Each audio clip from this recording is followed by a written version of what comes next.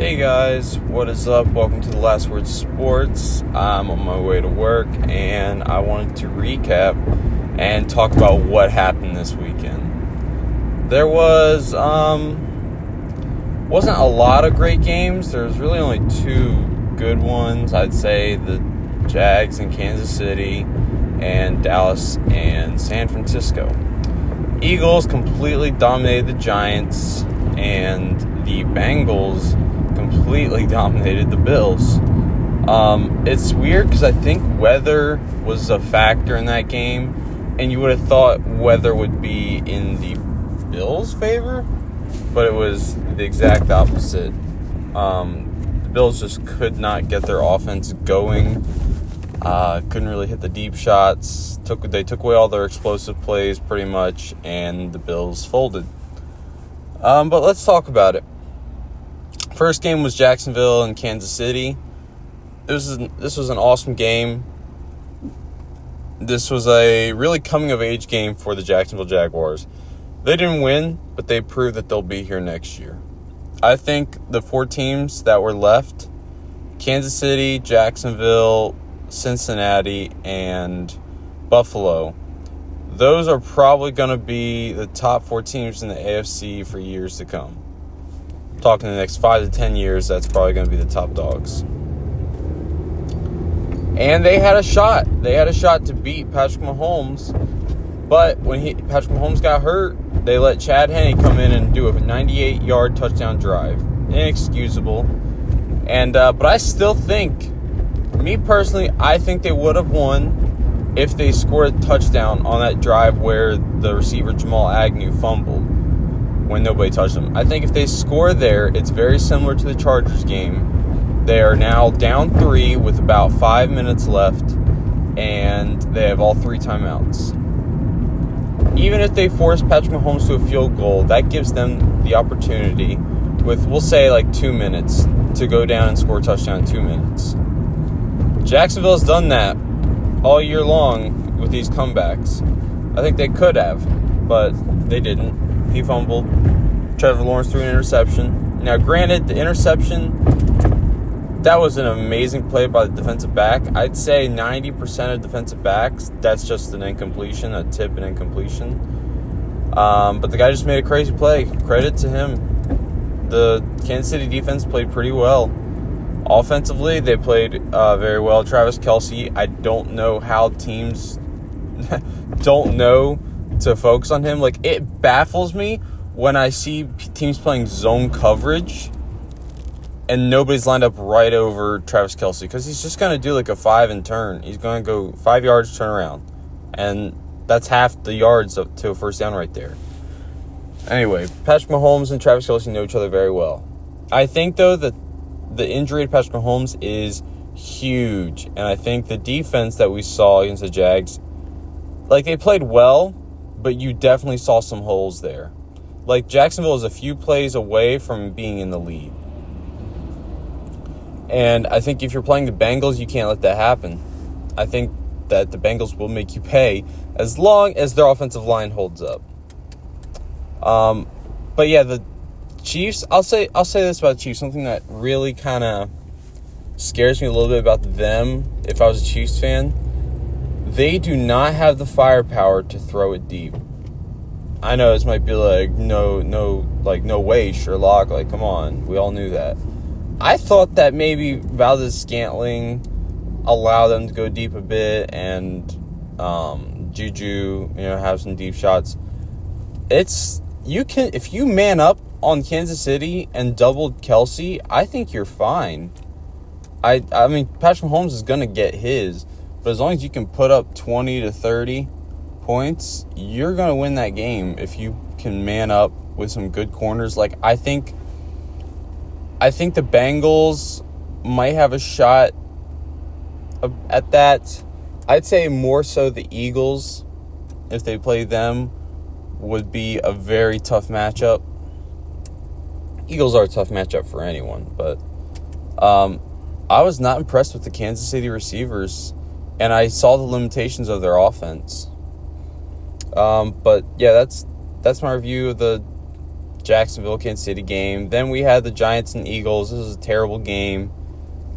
They came out. Eagles just were ready. Now, I think the Giants were too, but the Eagles were prepared. They came out there. They scored. Giants come out there, and they stutter.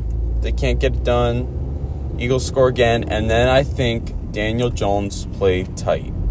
He wanted to see things before he threw it. And when you do that, you open up the possibility for an interception when people are watching your eyes.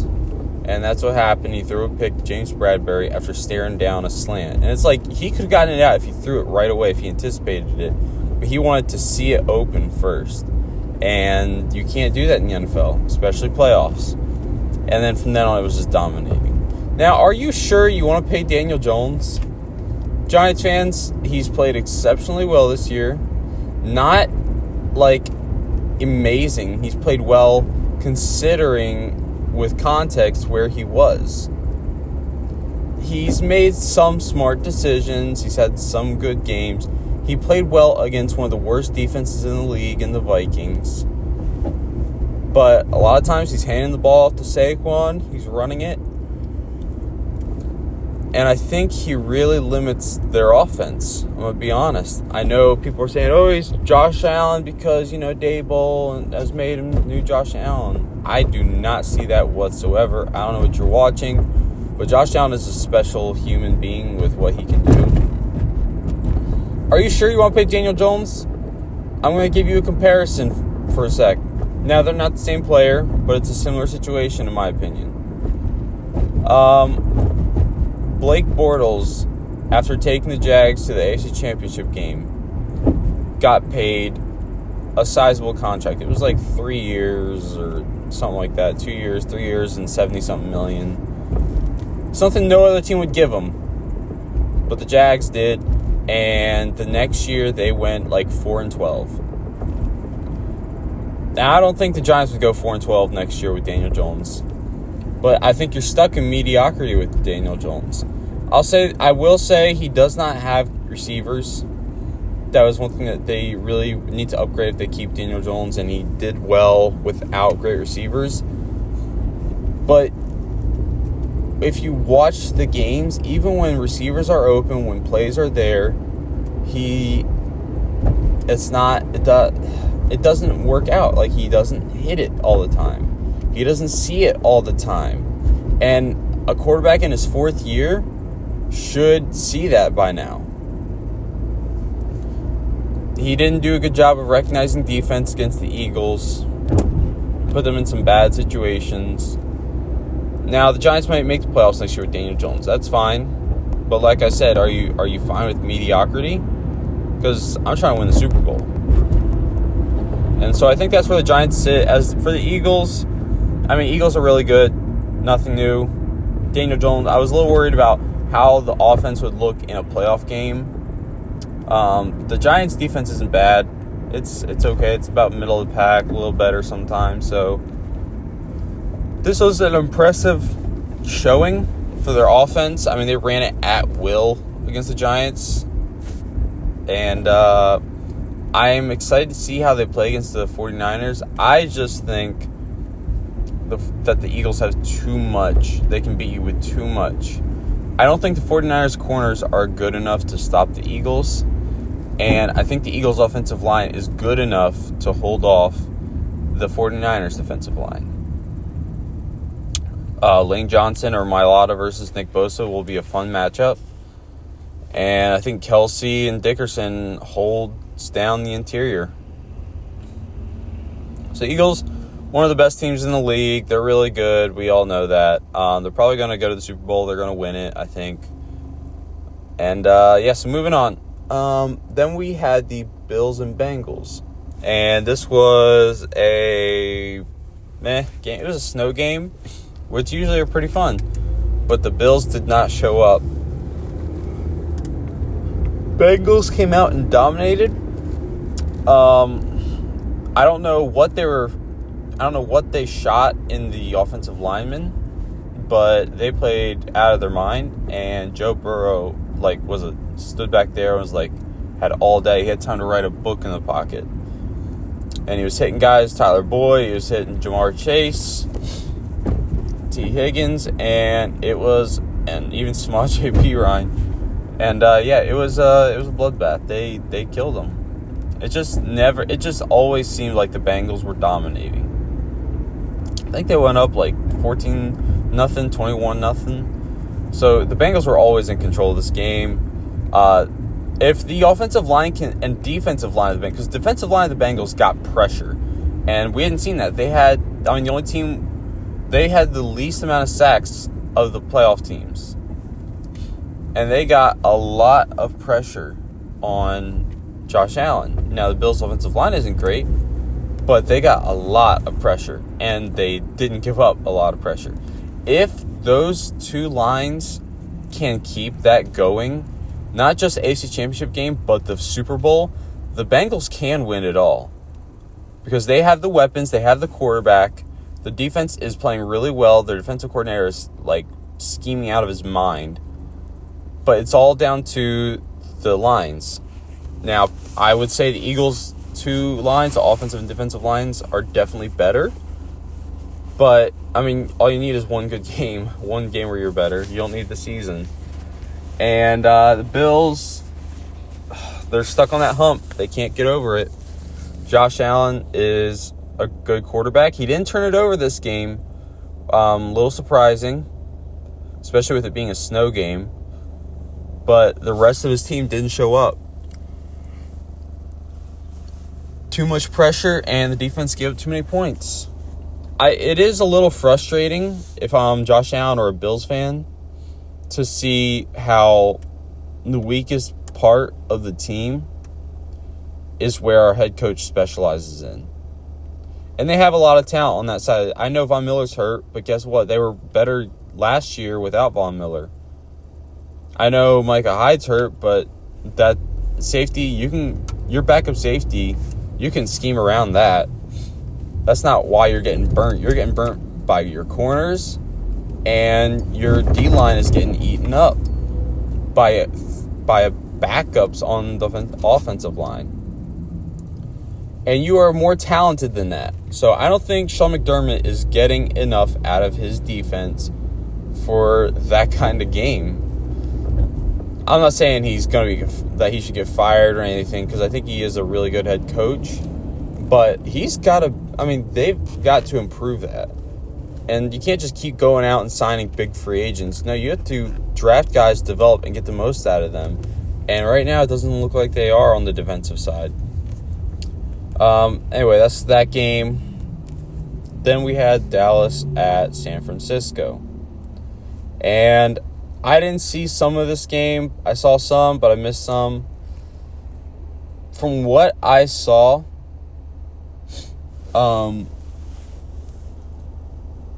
Dak missed some big throws. And it's a Dak who we know. He's very inconsistent.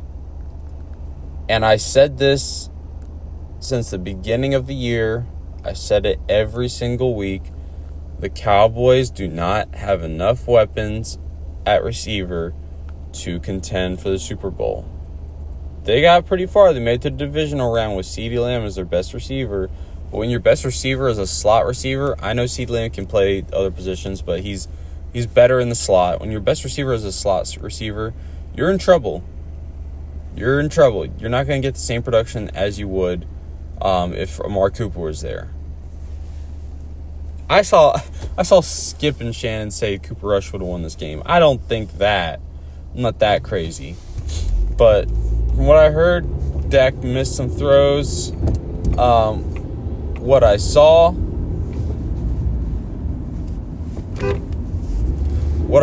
was a defensive dominance from both sides of the ball, mainly the lines. Micah Parsons is a freak.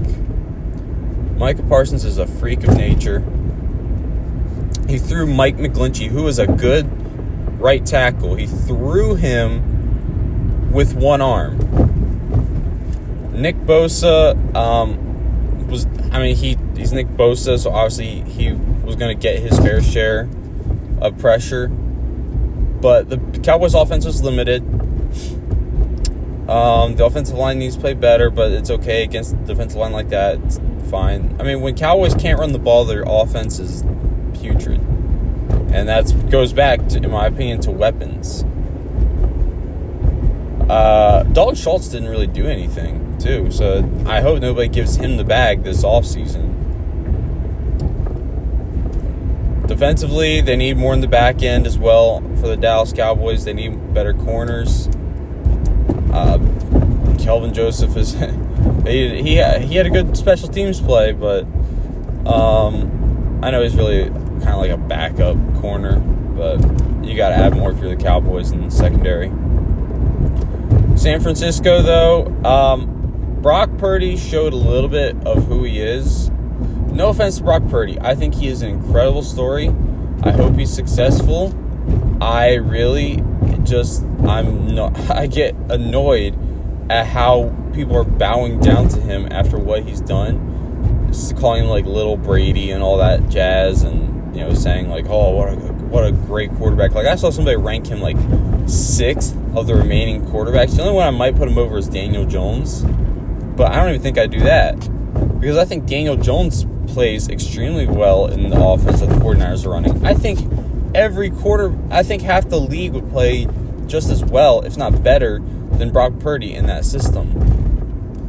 I mean, if you watch any of the games, the throws that Brock Purdy's making, they're wide open. Let's be honest. The throws that he's making, they're to wide open Deebo Samuels, George Kittles, Brandon Ayuk's. I will say, though, what he does do, he makes smart decisions. He does throw to the open guy. He does throw it away when he's pressured. He can move around a little bit. He plays smart football. And that's what Kyle Shanahan wants right now. That's what the 49ers need. The only thing is, will it be enough to propel them past the Eagles? Because I think that will be a problem. I think the Eagles have a good enough secondary to sit down on these shorter routes, these slants and ins. And I think it's going to be a problem for the 49ers, because I haven't seen Brock Purdy's ability to throw it deep yet.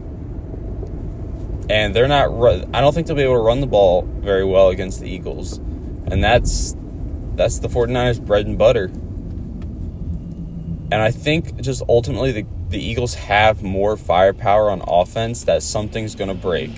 The 49ers have a good defense, but I think the Eagles' offense just has more firepower.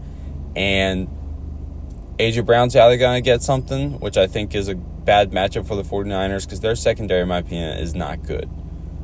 It's okay, but it should... When you're going up against A.J. Brown and Devontae Smith, you got to have a lockdown secondary. Fred Warner's playing out of his mind. They do have a veteran safety in Tayshaun Gibson, who's been there in the playoffs before, has that experience. But it'll be a good game. I feel like a lot has to go right for San Francisco to win this game. But it's not like it won't happen. But yeah, my predictions, for the week, I am going to take Bengals over Chiefs, and I'm taking Eagles over 49ers. Yep, that's for the Bengals and Chiefs. I think we're looking at a 31-27 game.